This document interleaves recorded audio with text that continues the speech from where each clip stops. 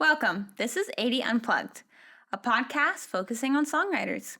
Our goal is to feature artists from all different parts of their musical journey and dive into the stories behind their songs and their creative process. I'm AD, a music enthusiast and songwriter, and with me today is my husband, JJ. Back again. Back again. How's it going? It's going pretty good. I think so. Yeah, we're just coming off our first guest. It was an amazing experience. And, he's a phenomenal artist. So Yeah. I definitely enjoyed it. What'd you think?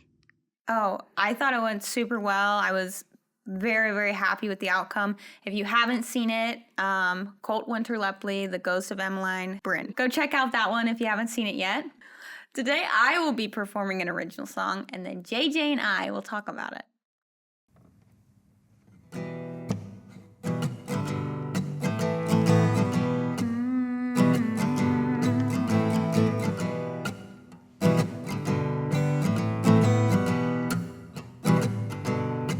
Cutting ties, 'cause I can't bear no more. I won't hide from all them anymore. I realize my mistake, see the flaw in all the choices I made. It's time to shine a light in the darkest place. Stop regretting my life away, 'cause I don't lose, I only learn. Cross bridges and watch them burn up, never looking back, only forward. And I won't lie about how deep this will get, and only try to live without regrets.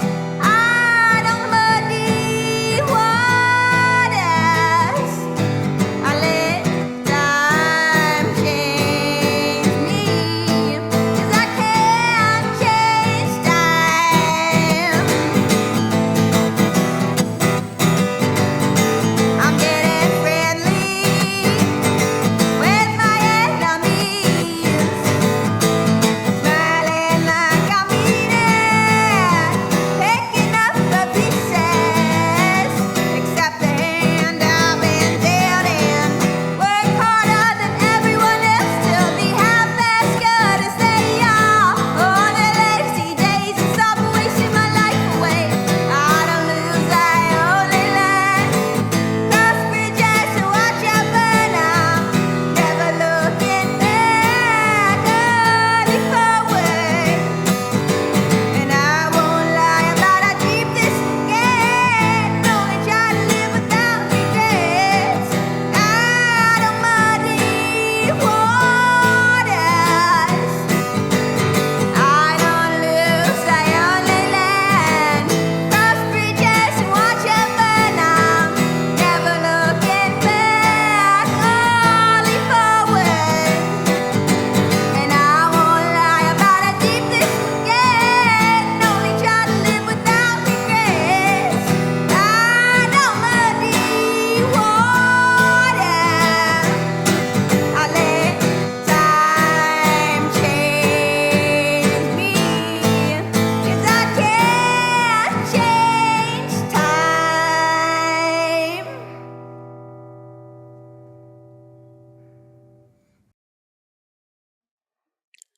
All right. Great performance. What was that one called? That song is called Muddy Waters. Muddy Waters. I think I understand the premise, but can you talk to us a little bit about that one? This song is kind of a statement of change in a way. I've decided to abandon the way I was perceiving things and start perceiving them a different way.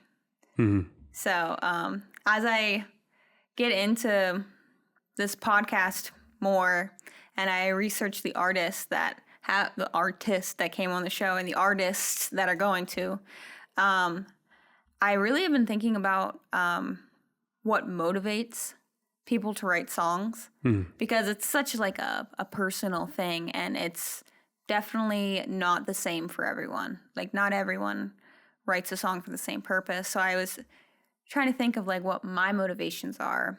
And I think sometimes my motivation is to work through like thoughts I've been having. So this is definitely one of those songs where it wasn't something I had changed. It was something that I wanted to change about myself.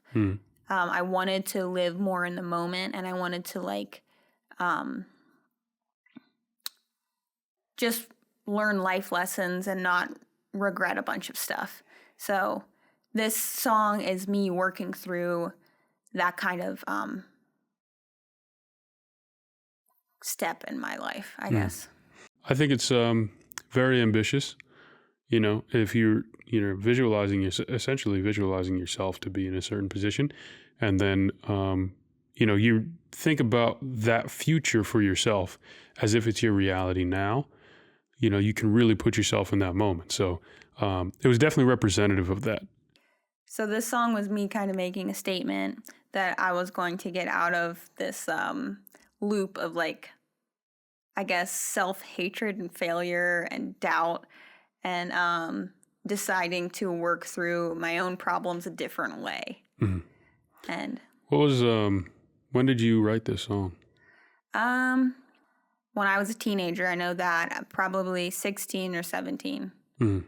And I can say the full effect of what I was trying to process didn't happen overnight. So although this song is quite the statement, I was still like struggling with those feelings for a long time afterwards.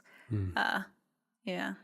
How do you feel that it's applies to you now? That's a great topic to bring up, or a great thing to ask about, because I feel like it applies to my life even more now, because I'm trying to live with a different perspective of like life altogether. And as I was, like really trying to dive into the mindset of why I wrote this song, I realized the seeds that I planted in myself when I was writing the song are only now like having great roots. So I actually... Which is deep. That's deep, yeah. Yeah, it's deep. In like this year of my life, I've really been thinking through how important your reaction to things are. I truly thought for a long portion of my life that you couldn't control the way you thought. And I've realized as I got older that you can. Nothing clicks overnight. You have to rewire your own brain. So, yeah.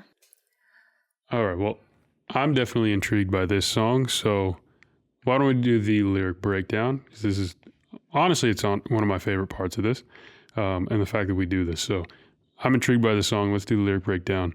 I want to find out more. Perfect. The first verse of this song goes, "Cutting ties, 'cause I can't mend them all.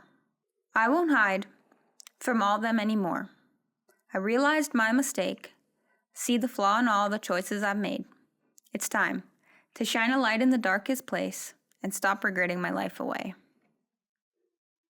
The last line here, when you say, regretting my life away, there's a whole section here, but for some reason, regretting my life away is really important to take note of for me, because every second that goes by is a second you're never going to get back. You waste time thinking about things in regret.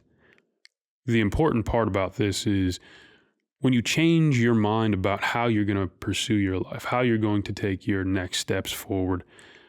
Now, every single decision, every single choice that you make, every second of life lived is intentional. Mm-hmm. And that's something that I've always wanted to apply to my own life. And it's something I still pursue to this day. It's something that I believe everyone struggles with and needs to come to terms with their purpose in life. And that's going to make them live intentional. You can't control external factors. So why would you sit and regret, what should have happened to you? You know what I mean? Like, that's something that is really, really, a big deal to me. And I love drawing attention to any moment or any chance, any opportunity that we get. to draw attention to that, I think is very important, and for people to listen to. I think there's a misconception in life that a lot of people go through where they think if they just spend enough time on a problem, they can solve it. Like for years and years and years and energy and stuff like that. If they just, like, there's nothing they can't, no problem they can't resolve or something if they don't spend enough time on it. And that keeps them in a cycle of failure. Being just a person that listens to a lot of podcasts, I listen to a lot of con artist podcasts. And this is how people get conned. They will keep pouring money into something because they think, oh, if it's just another $1,000, all of this money would be worth it. If it's just a little bit more, and then I'll finally get it. Because it's hard to admit that you are mistaken. So you just keep on pouring more time and energy into something that's never going to actually happen. So when I say cutting ties because I can't mend them all, I can't hide from all of them anymore, this is kind of a statement like that, like realizing, oh, what we're doing isn't working. There's actually a movie with a very similar, what's an Aesop fable? It has a parable. A moral. There's a story, there's a movie, I think it's the Dungeons and Dragons movie that has a very similar moral. I forgot about that movie. Yeah, so It's been a while since I've seen that one. There is a man, and through his own, like, devious ways, his wife ends up murdered and leaves his, he has a daughter. Yeah. So he spends, like, almost all of his daughter's, like, childhood trying to find a magical way to bring her mother back from the dead. And he finally is able to get it after, like, this really fun adventure, Dungeons and Dragons adventure. I'm pretty sure it's Dungeons and Dragons. But at the end, he decides to use his magic gift in a different way. And he realizes he spent all his time trying to rectify a mistake when he should have been, taking the opportunity to love his daughter through her childhood. So at some point in life, you have to just cut your losses and realize there's no magical answer. Right. Yeah, you just have to live with the consequence of your own actions, as terrible as it was in that movie and as sad as it was for him. It's a great movie and fun movie, and I love movies that actually have like a strong takeaway that pull on your heartstrings, even when they're very entertaining. But yeah. That one's real too. Like, people can really relate because things like that happen in real life. Like, if you lose a loved one and, you feel like you need to do something to rectify it, or, people live with vengeance in their heart, people feel like all these different feelings, and that's why it hits. Movies like that, the takeaway of the story, it touches a lot of people's hearts. So, because it's real. Yeah. It's real feelings that people feel, and it's a real situation that human beings go through. They sit in the past, and, what does it do? It doesn't really solve the problems of today. It keeps you from going forward. Exactly. Yeah. So sometimes you just have to accept that you're not where you want to be, or you didn't become the thing you thought you'd become. And instead of letting that hold you back, you shine a light in the darkest place and stop regretting your life away, and you go to the next part, Exactly. Well, that would lead us into the chorus, and the chorus goes, I don't lose, I only learn. I cross bridges and let them burn. I'm never looking back, only forward. I won't lie about how deep this will get, and only try to live without regret. I don't muddy waters. I let time change me, 'cause I can't change time. This chorus is a declaration of how I've decided to now live my life. Instead of taking losses, I'm learning life lessons. Instead of living in the past, I'm focusing on the future. The actual title of the song, Muddy Waters, where did you come up with Muddy Waters from? Okay. So the song is named after a quote I heard in a Bob Dylan documentary. Bob Dylan didn't say it, but I know he was talking about it in this documentary. The quote goes something like, some poets muddy waters for them to appear deep. So basically, I'm saying I'm going to accept my situation and be truthful about it. I'm not going to misrepresent myself to seem more interesting or more poetic or anything. Right. I am who I am. I don't muddy waters. Got it.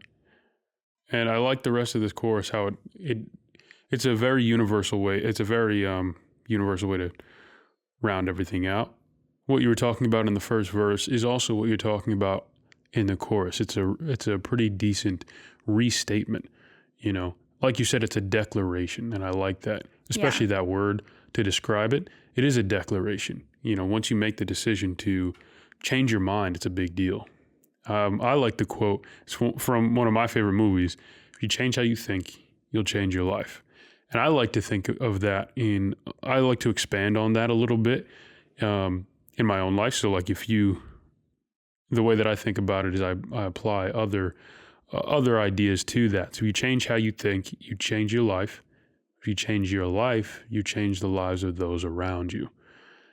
If you change the lives of those around you, you can change the world. I like that.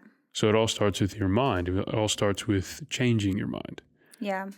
And more importantly, changing your mind about how you view the world, how you view your situations, how you view external things happening to you, you know, because that one is a very important one.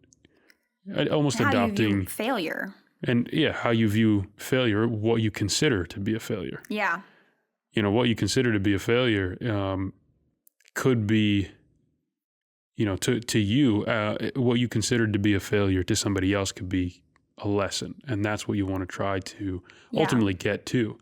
And, you know, what I personally think of failure is when you are no longer trying, when you're no longer pursuing.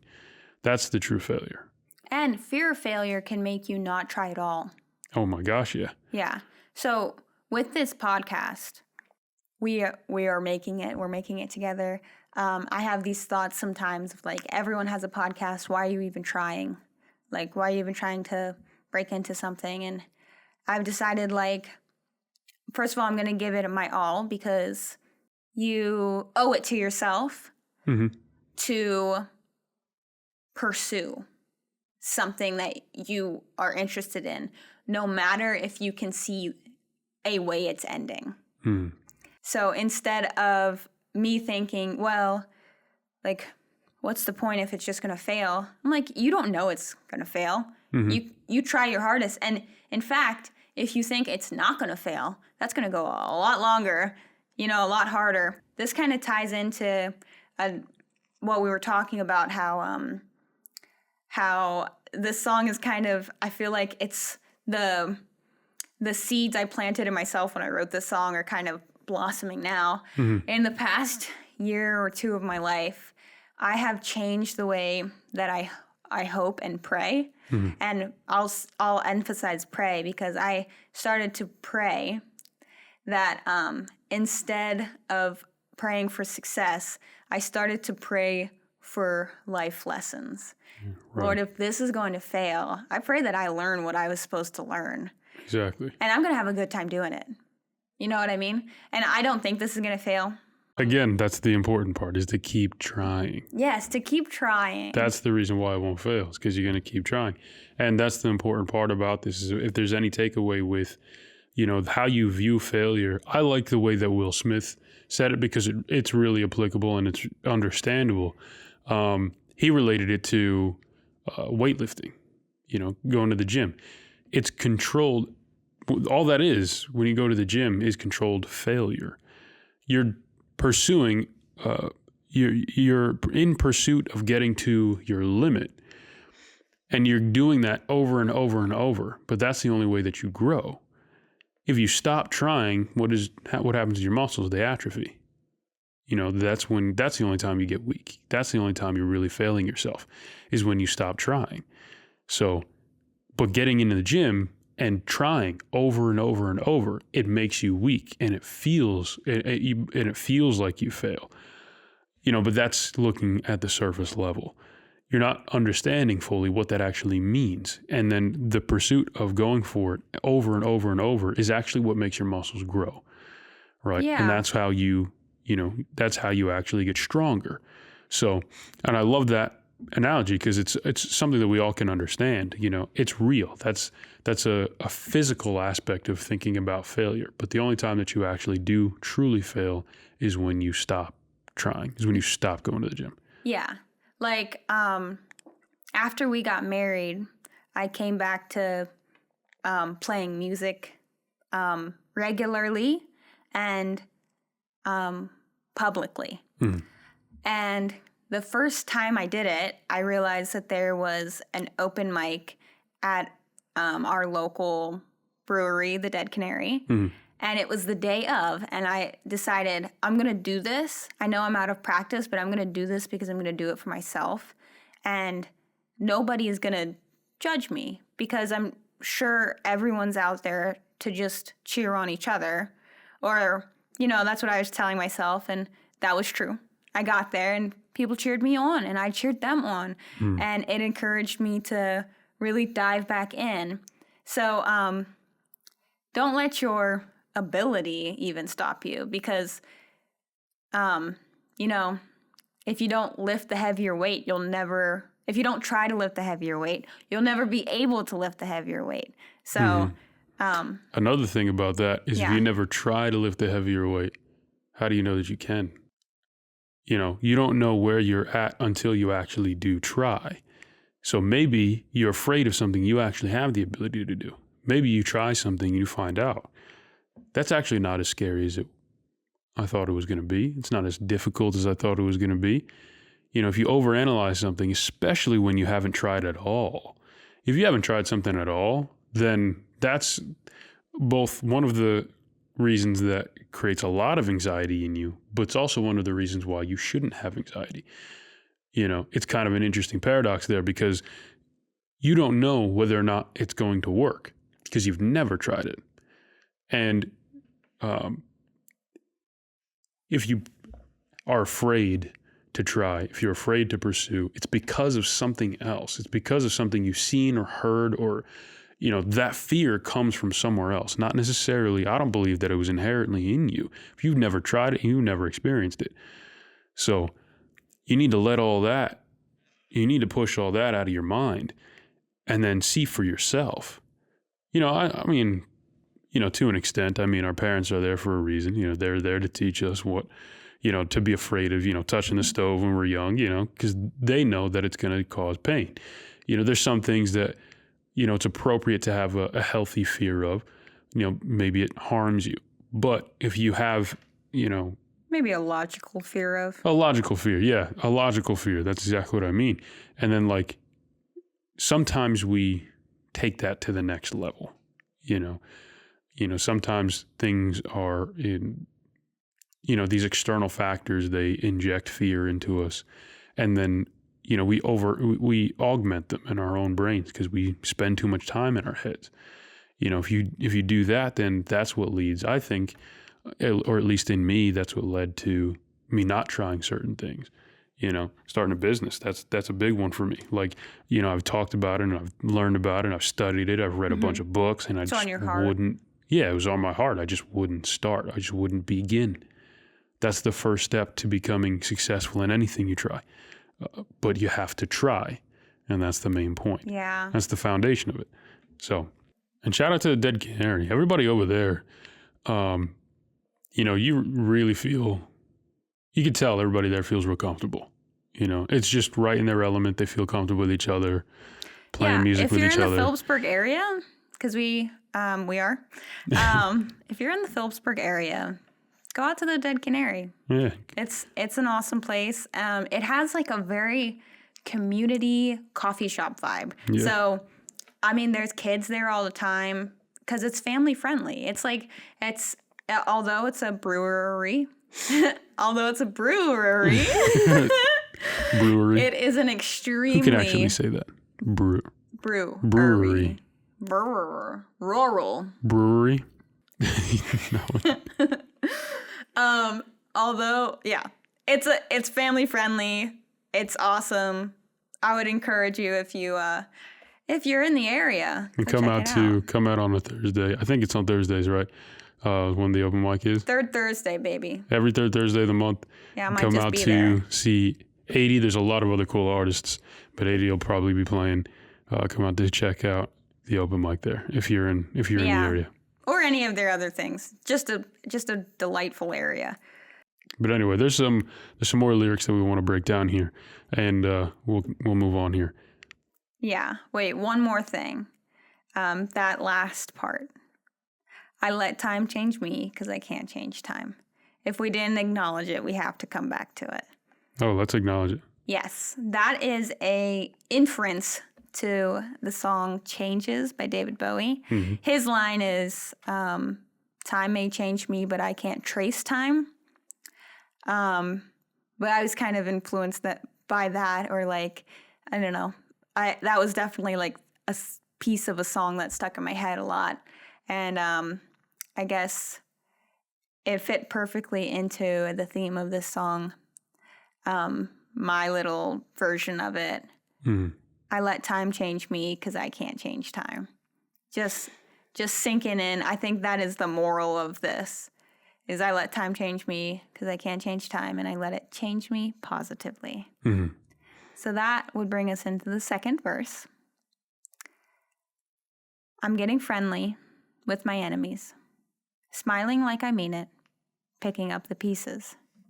Accept the hand I've been dealt and work harder than everyone else to be half as good as they are on my lazy days and stop wasting my life away. I think we should break this up into smaller pieces because there's a lot said here. Mm. So this verse is kind of like the plan on how I am going to achieve the statement and that I've made. So I'm getting friendly with my enemies. I'm not letting people affect me anymore. Like, I've decided that other people's actions are not going to dictate mine.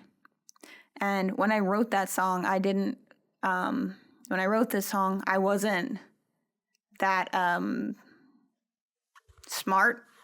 Like that's another one that I've learned in the past 3 years is other people's actions don't have to dictate yours. Just because someone else is angry doesn't mean you have to be angry. Just because somebody else is yelling doesn't mean you have to be yelling. I'm not around a lot of angry yelling people, but it is something that's come up in my life where people are angry and yelling and anxious, and I've decided to be like JJ. And not let those things affect me. Jared is a very peaceful person, so he's definitely impacted me positively when it comes to that. But I hope so. I appreciate that.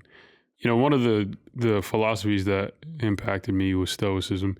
Actually, it was a quote written on. So I used to do stage crew in high school, and it was a quote written on. You know how everybody will sign the playbills and stuff towards the end of it, but somebody had written or signed my playbill and said something like "You're amazingly stoic" or something like that. You know, it hit me with some curiosity because I didn't really know Stoicism or that philosophy much at all. I didn't really look into it. I didn't really know that I'd be considered that until that was written on my playbill. And I started to look it up, and I was thinking about, you know, what it meant, and it really intrigued me. You know, that's something that allows you to not let external factors affect your mood, affect your, your decisions. And, you know, that's very important is to make sure that you sit inside yourself before you act. Human beings are wired to react to stimuli, to external stimuli. And one of the things that people react to is if there's anxiety in the room, or anxiety in your environment. And somebody's feeling that. Somebody's feeling anger. Somebody's feeling afraid. Human beings are pretty perceptive to that, and that's actually really healthy. If there's something if someone's in danger and they're part of your group, human beings have kind of just adapted to be able to pay attention to things like that so that they be able to react appropriately. Maybe somebody is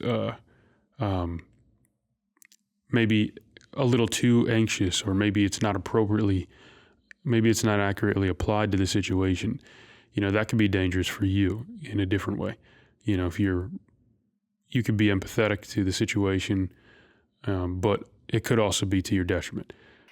Yeah, I can see the value in being stoic and, not letting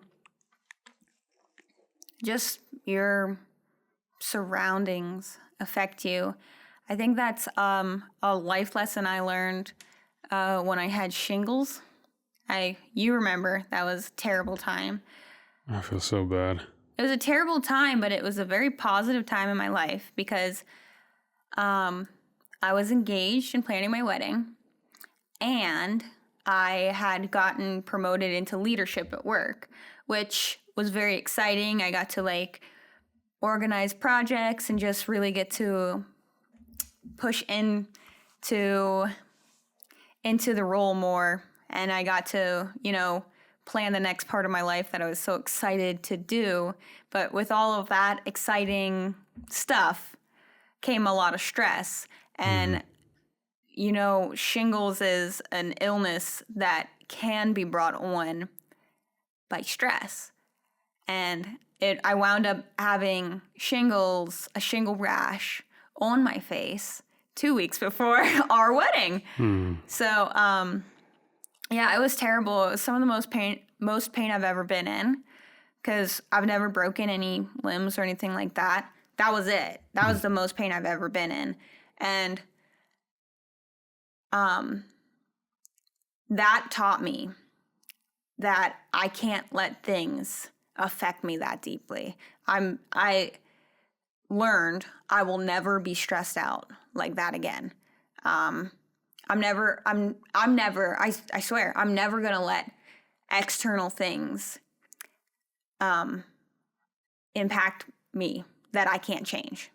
I'm only going to be stressed about the things that I can actually... That you can control. That I can control, that I can deal with. Because there's no use of... And that's the thing that you want to think about. And that's actually one of the bases of the Stoicism that I was referring to, is you want to think about it in a way of if the external factors have a use, how can you use things that are affecting you and causing the stress? Yeah. What's the use? When you hear that phrase, what's the use? What's the use of, crying over spilled milk? That phrase, right? It's because you can't use that situation, you can't use your emotion over it to change the condition. It's always going to be the way that it is. Yeah. So the use of being upset about it is null. It's nothing. This There kind is of no also use. ties into I'm not going to get political. I'm just going to lightly mention politics. I used to care about that, but then I realized there's only so few things I can actually change, and it's making my life terrible. Terrible to keep up to date with it. So realizing that there are things in life that you just have to,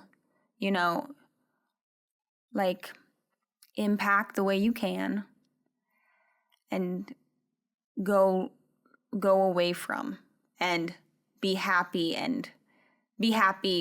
in spite of it. Does that make sense? Yeah. Yeah. Letting some of the things that you can't actually influence or impact directly occur how they're going to occur, be as they may. That it just has to, it's just something that people have to learn to accept.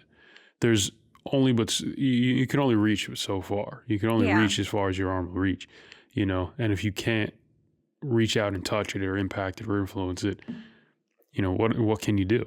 Yeah. Nothing. So, why be upset about it? You might get shingles. You might get shingles You over might get shingles if something you care too you can't even change. And I like the other side. There's another side of this, that particular line, getting friendly with my enemies.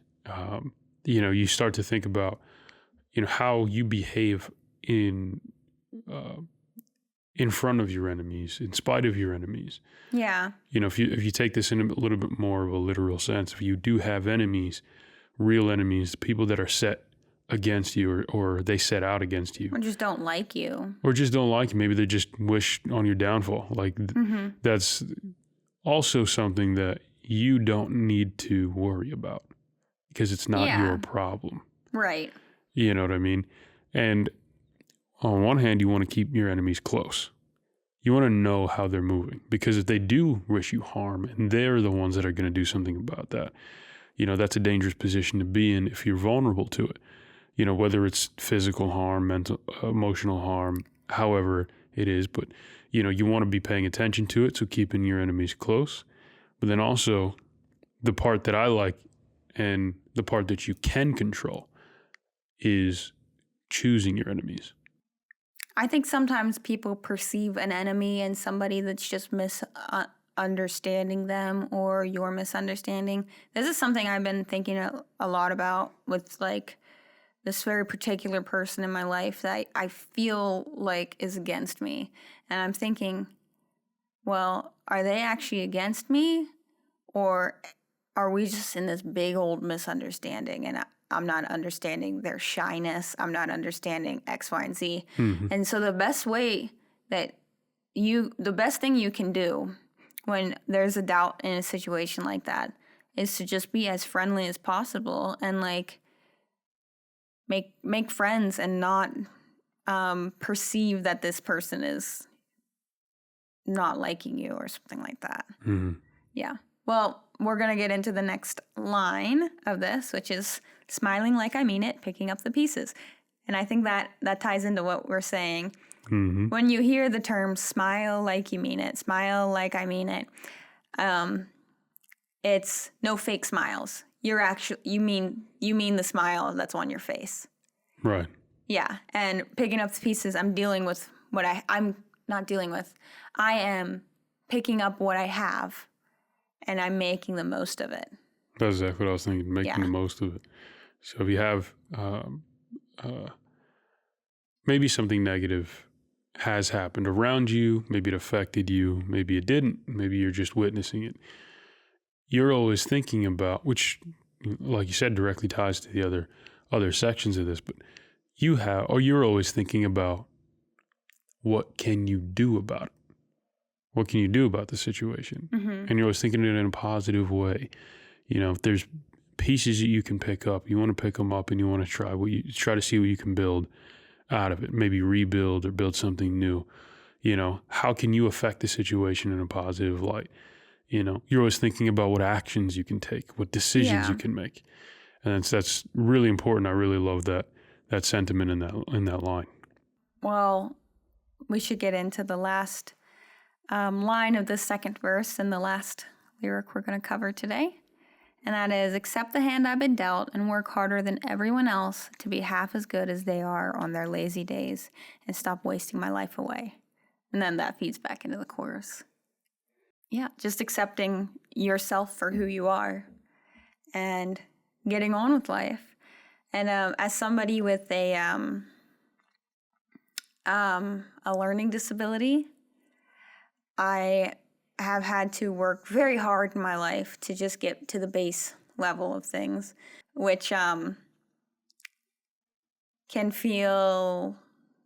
make you feel poorly. It doesn't make you feel good. Mm-hmm. Or why does it make you feel bad? Why should it make you feel bad? Shouldn't that make you feel accomplished that you did something? Like when you do get there. Exactly. Yeah, so accept the hand I've been dealt, work harder than everyone else to be half as good as they are on the lazy days, stop wasting my life away. I've felt like that all my life, that I'm working so hard and I'm not getting there. And the truth is that no one's really getting there.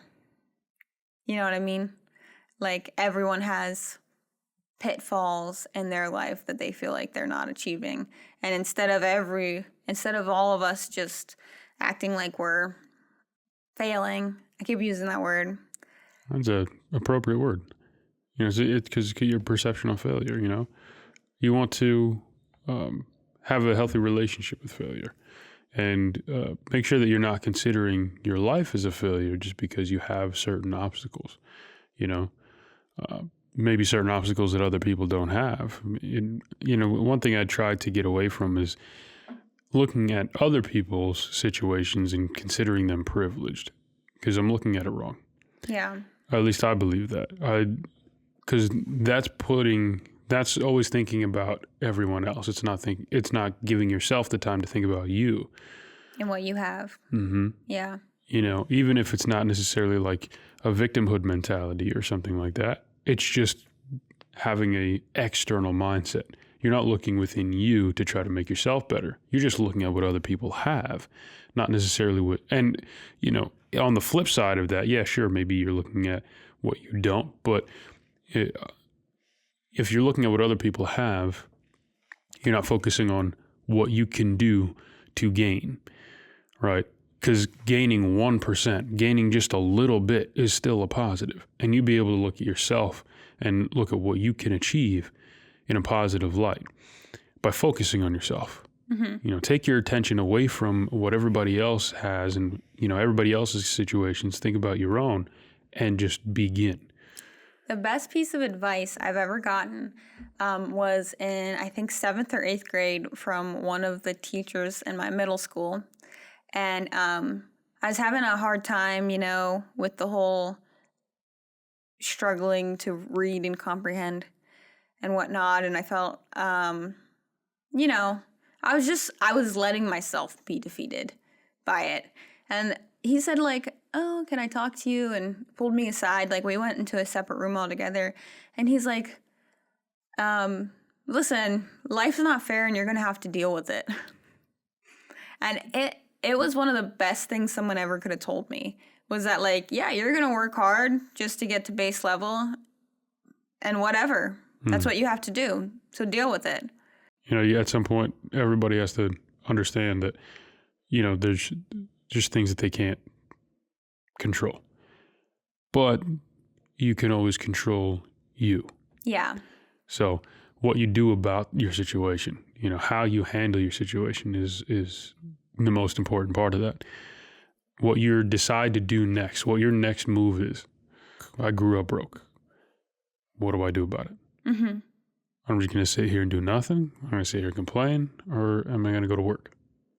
You know, it's about what you do about your situation and not letting it dictate, not letting it or external factors determine how your life is going to go. And you decide how your life is going to go in spite of it. This ties into the learning through failure and learning in general. I think that we have our own unique struggles for a reason. Like, I've definitely seen in the past couple of years of my life, the things that I've struggled and worked through benefit me. Like, the lessons I learned from struggling that way have, you know, positively affected me, not infected, affected me. And I'm grateful for the things I struggled with because of that. And, you know, this doesn't apply to everything, but nothing ever does. Mm-hmm. So it's good that, I don't know, it gives you sympathy for other people who've been there. And it gives you, you know, it makes you want to help other people. But also I struggled with, you know,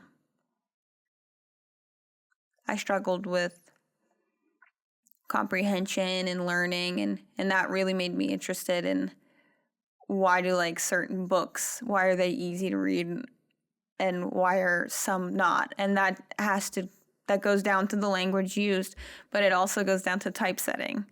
And I went into, I'm a graphic designer, and my favorite thing to do is to make, large bodies of text easy to read. It's funny how things work out, huh? Yeah. Well, I definitely like that song, and that's going on the playlist. It's going on oh, hey. Speaking of playlists, we're gonna start releasing my music as from the podcast, the recordings from the podcast as singles on Spotify. All right. I didn't know we were making the announcement so soon. Well, should we not? Well, I mean, it's already on there. that is true. Listen, if you don't try, didn't we learn anything from this podcast? So your music's coming out as singles. Yep. I think we're gonna start with this one and then work backwards. And release them by podcast. Release date yet? I don't know. I thought very close to the release of this one. Okay, we'll be on the lookout. Subscribe to be updated, because I will be updating. Thank you so much, Jared, for being part of this again. Of course. And thank you for tuning in. If you've enjoyed this podcast, please subscribe. You can check us out on YouTube, Instagram, Facebook, Spotify, wherever. If you want to learn more information about the podcast, the songs featured, the guests featured to be a guest on this podcast, check out 80unplugged.com. Check out our blog on 80unplugged.com. Thank you.